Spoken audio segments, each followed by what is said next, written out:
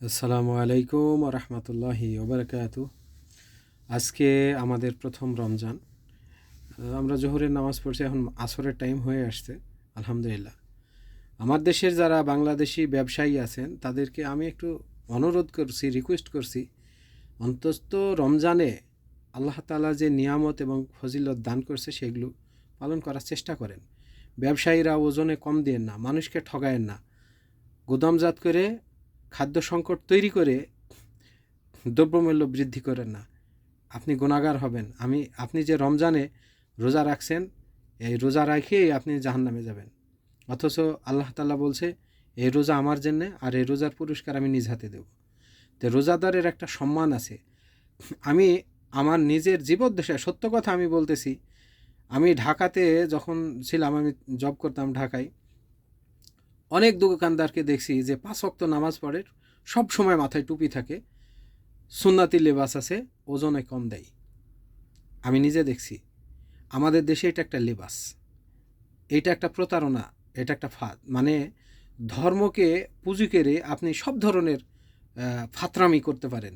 আপনি ধর্মকে পুঁজি করে আপনি সব ধরনের ইতরামি করতে পারেন, কিন্তু আপনি আল্লাহর কাছে যাই ছাড় পাবেন না। এই যে মাল আটকাই দিবেন, গুদামজাত করবেন, সংকট তৈরি করবেন, এরপরে বলবেন এই জিনিসটা পাওয়া যাচ্ছে না, দাম বেশি হলে দেওয়া যাবে। তার মানে এটা কোথা থেকে আসছে? আপনিই তৈরি করতেছেন। রাসূল সাল্লাল্লাহু আলাইহি সাল্লাম বলছে, সৎ ব্যবসায়ীরা, শহীদ আর সিদ্দিকিন যারা সত্যবাদী, আর রাসূল সাল্লাল্লাহু আলাইহি সাল্লাম একসাথে জান্নাতে বসবাস করবেন। এর থেকে সুসংবাদ আর কি হতে পারে?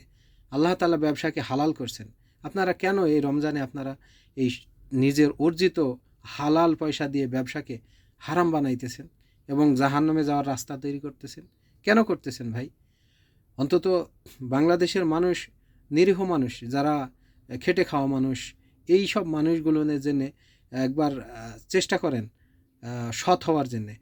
এবং আল্লাহর রাসূল যে কথা বলছে সেই অনুযায়ী অন্তত জীবনকে পরিচালনার চেষ্টা করেন। যে ব্যবসা করি, অন্তত ওজনে কম দেব না। ব্যবসা করি, যে জিনিসটা আমি কিনছি আমার যা লাভ সেটার বেশি আমি গোদামজাত করে আটকায় রাখি, মানুষকে জিম্মি করে দাম বেশি নিব না। এটা করেন না।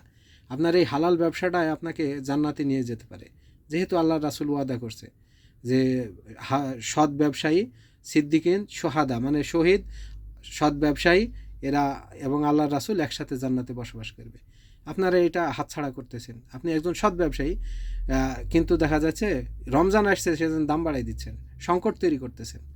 ওয়াল্লাহে আপনারা পরিবর্তন হন। যদি পরিবর্তন না হন তাহলে আপনাদের জন্য একদম নির্ঘাত জাহান্নাম, একদম কোনো ছাড় নাই। প্রস্তুত হন নিজেকে পরিবর্তন করার জন্যে। ভালো থাকবেন। আসসালামু আলাইকুম।